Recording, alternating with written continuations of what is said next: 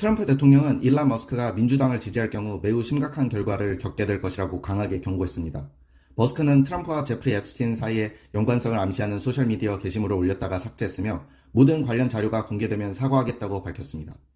트럼프는 머스크와의 관계를 회복할 의사가 전혀 없다고 인터뷰에서 말했으며 백악관 측도 두 사람이 다시 대화할 가능성을 낮게 보고 있습니다. 내부적으로는 머스크와 백악관 주요 인사들 간의 갈등이 있었고 머스크는 정부 인사 채용 속도가 느리다며 공개적인 불만을 제기했습니다. 머스크는 정부의 과도한 지출을 계속 비판하며 국민 다수를 더 잘 대변할 수 있는 아메리카당이라는 새로운 정당 창당 가능성을 공개적으로 언급하고 있습니다. 트럼프 대통령은 로스앤젤레스에서 발생한 격렬한 시위와 연방요원에 대한 공격 이후 ICE 요원과 연방 자산을 보호하고 질서를 회복하기 위해 신속히 2,000명의 주 방위군 병력을 파견하기로 결정했습니다. 대통령의 결단은 현지 치안이 불안정해지는 가운데 연방정부가 국민과 공공시설을 보호할 책임을 다하려는 조치로 평가받고 있습니다. 시위는 파라마운트와 로스앤젤레스 도심 등에서 발생했으며 일부 시위대는 폭력적으로 변질되어 경찰과 연방요원을 공격하고 재산을 훼손하는 등의 행위를 벌였습니다. 백악관은 이번 파병이 대통령의 합법적인 연방 권한에 따른 조치이며 법과 질서를 유지하기 위한 필수적인 대응이라고 밝혔습니다. 트럼프 대통령은 트루스 소셜에서 마스크 착용 금지를 선언하며 시위대의 신원을 보호하기 위한 의도적인 위장 행위를 비판하고 지역 지도자들이 책임을 다하지 못했다고 강하게 지적했습니다. 트럼프 대통령과 일론 머스크는 2024년 재선 이후 밀접한 관계를 유지했지만 7개월 만에 공개적으로 결별했습니다. 머스크는 트럼프 행정부에서 정책에 영향력을 행사했으며 선거에 3억 달러 이상을 지출했지만 트럼프의 세금 법안을 비판하며 갈등이 시작되었습니다. 머스크는 트럼프의 탄핵을 주장하고 그가 연방 수사 대상이라고 폭로한 반면 트럼프는 머스크를 미쳤다고 비난하며 정부 계약을 철회하겠다고 위협했습니다. 두 사람은 한때 서로를 칭찬하며 권력을 공유했지만 머스크의 과도한 영향력과 독특한 스타일이 트럼프의 통제욕과 충돌하면서 관계가 악화되었습니다. 갈등을 봉합하려는 움직임도 있었지만 트럼프는 화해에 관심이 없다고 밝혔고 머스크와의 관계를 완전히 끊으려는 조짐을 보이고 있습니다. 일론 머스크가 주도한 테슬라 사이버트럭은 처음 기대와 달리 정치 논란과 심각한 품질 문제로 인해 이미지와 신뢰도가 크게 손상되었습니다. 2024년 미국 내 판매량은 4만 대에도 미치지 못했으며 2025년 1분기에는 포드의 F-150 라이트닝보다 적은 약 7,100대만 판매되었습니다. 차량 출시 직후부터 여러 품질 문제에 시달렸고 접착 불량, 와이퍼 고장, 가속 페달 결함 등으로 인해 총 8차례에 걸쳐 리콜이 발생했습니다. 테슬라 내부 직원들에 따르면 제조 과정에서 이미 잘 알려진 문제들이 있었지만 머스크의 지시와 출시 일정에 대한 압박으로 인해 무시된 채 시장에 출시되었습니다. 일부 고객은 지속적인 결함으로 인해 사이버트럭을 테슬라에 반품하기도 했으며 테슬라는 판매를 늘리기 위해 가격 인하, 무이자 할부, 무상 업그레이드 등의 다양한 유인책을 제공하고 있습니다. 우크라이나의 드론 공격은 값싸고 첨단 기술이 강대국의 군사력을 심각하게 위협할 수 있음을 보여주며 비대칭 전쟁의 새로운 양상을 명확히 드러냈습니다. 우크라이나의 약 2,000달러짜리 드론 117대를 활용해 러시아의 공군기지를 공격했고 이로 인해 수십억 달러에 달하는 전투기 피해를 입혔습니다. 이번 공격은 군사기술의 빠른 발전과 그에 대한 적응 능력의 중요성을 강조하며 미국과 나토 등 서방 국가들의 전략적 변화 필요성을 부각시켰습니다. 상업용 드론과 민간 기술의 군사적 활용은 정보전과 심리전까지 가능하게 하며 전 세계의 무장단체들도 이를 점점 더 적극적으로 사용하고 있습니다. 이번 사례는 전통적인 군사 전략을 넘어 민간 기술과 디지털 정보전이 결합될 때 미래 전쟁의 양상이 얼마나 빠르게 변화할 수 있는지 보여줍니다. 일론 머스크가 도널드 트럼프의 핵심 입법안에 대해 공개적으로 비판하면서 두 사람 사이의 갈등이 격화되었고 그로 인해 머스크의 기업들이 수십억 달러 규모의 정부 계약을 상실할 위험에 처했습니다. 테슬라는 하루 만에 시가총액 1,524억 달러가 증발하는 역사적 하락을 겪었으며 연방 규제 문제로 인해 전국적인 자율주행차 서비스 도입에도 심각한 지장을 받고 있습니다. 스페이스X는 나사, 국방부, 미 정부기관 등과 협력하며 수십억 달러 규모의 계약을 진행해왔으나 트럼프 행정부와의 관계 악화로 인해 향후 계약 유지가 위태로워지고 있습니다. 트럼프는 세금 감면, 국경 보안 자금, 복지 프로그램 삭감을 포함한 대규모 입법안을 밀어붙이고 있으며 머스크의 강경한 반대는 공화당 내 일부 의원들에게 큰 영향을 주고 있습니다. 머스크는 새로운 정당 창당 여부를 공개적으로 언급했고 그의 방대한 지지층 다수가 이에 긍정적으로 반응하면서 장기적으로 공화당의 정치적 입지에도 상당한 위협이 되고 있습니다. 도널드 트럼프 대통령과 일론 머스크는 한때 긴밀한 동맹 관계였지만 머스크가 트럼프의 입법안을 공개적으로 비판하면서 둘 사이에 심각한 균열이 생겼습니다. 머스크는 트럼프가 제프리 앱스틴 관련 연방 수사 문서에 언급되었다고 주장하며 그가 탄핵되어야 한다고 강하게 발언했습니다. 이에 대응해 트럼프는 머스크의 기업들에 대한 정부 계약을 중단하겠다고 위협하며 머스크가 정신이 나갔다고 공개적으로 비난했습니다. 이들의 갈등은 단순한 개인적 다툼을 넘어 정치권과 SNS 전반으로 퍼졌고 머스크는 새 정당 창당 가능성을 시사하며 트럼프를 정면으로 공격했습니다. 이 격돌은 트럼프의 마가 정치 연합과 머스크의 6개 기업에 상당한 타격을 입혔고 테슬라 주가는 2020년 이후 최악의 14% 하락을 기록했으며 백악관 내부는 큰 혼란에 빠졌습니다. 주요 자동차 제조사들은 중국의 히토류 자석 수출 통제로 인해 몇 주 내 일부 생산 라인이 중단될 위기에 처해 대책 마련에 나섰습니다.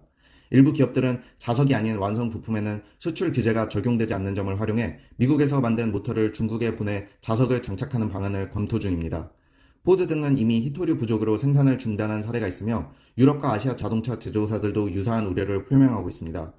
자동차 업계는 자석 공급처를 다변화하거나 히토류를 쓰지 않는 구형 기술 및 프리미엄 기능 축소도 고려하고 있으나 단기 해결책은 부족한 상황입니다.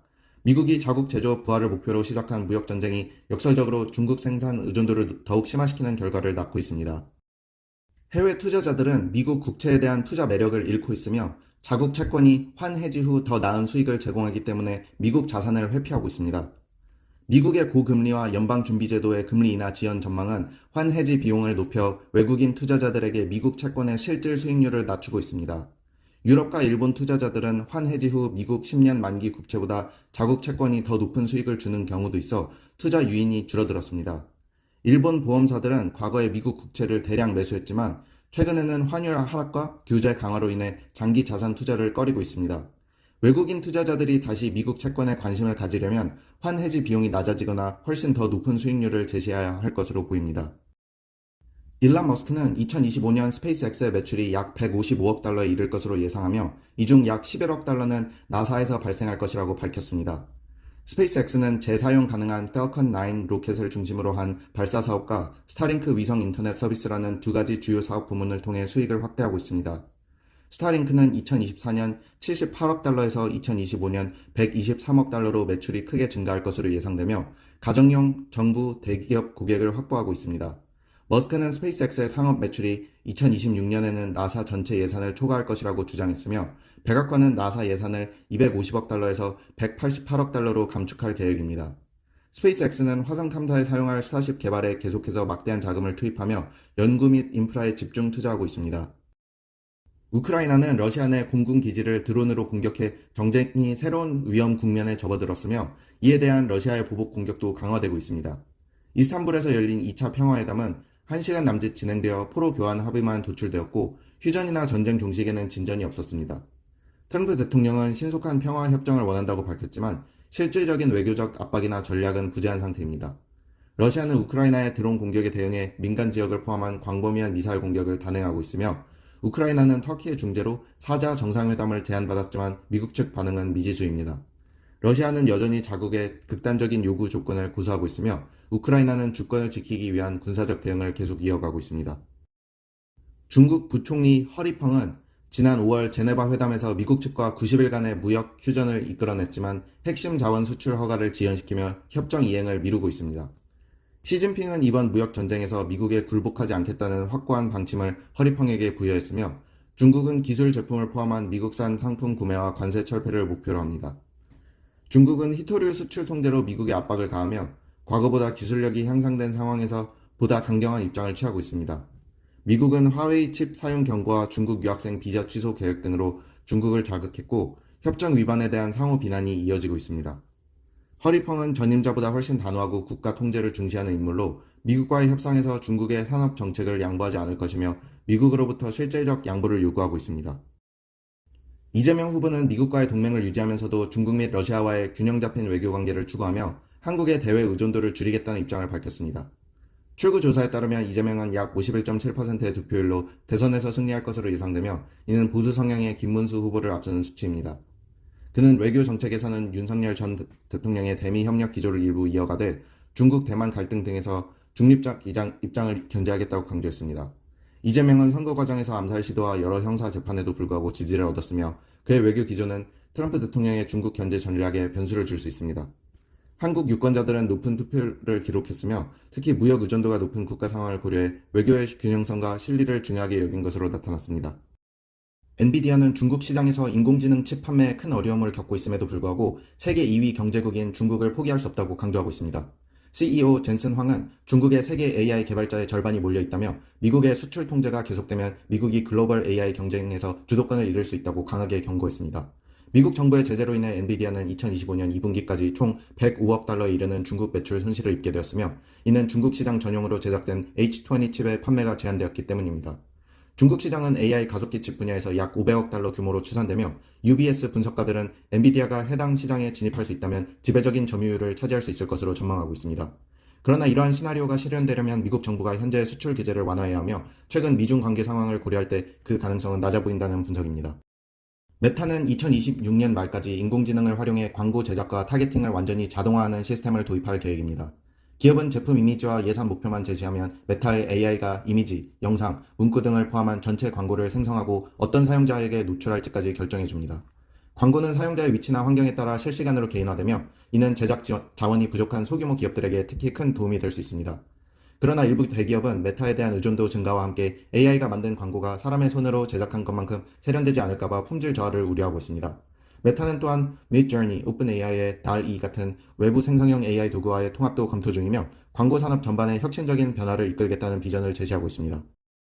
우크라이나는 거미줄 작전을 통해 러시아 공군기지를 드론으로 기습 공격해 전략 폭격기인 투폴레프 폭격기 40대 이상을 파괴하거나 손상시켰습니다. 이 공격은 러시아의 미사일 및 핵 공격 능력을 약화시키고 전 세계적인 군사 전략에도 큰 영향을 미칠 것으로 보입니다. 구형이지만 핵심적인 역할을 하던 투폴레프 폭격기는 현재 러시아에서 더 이상 생산되지 않아 복구가 어려운 손실입니다. 러시아는 남은 폭격기 보유를 위해 더 많은 자원을 투입해야 하며, 내부 보안 강화, 정보기관 정비가 예상됩니다. 이번 성공적인 장거리 공격은 우크라이나의 정보 능력 향상과 러시아 본토 내 불안을 증가시키는 계기가 되었습니다.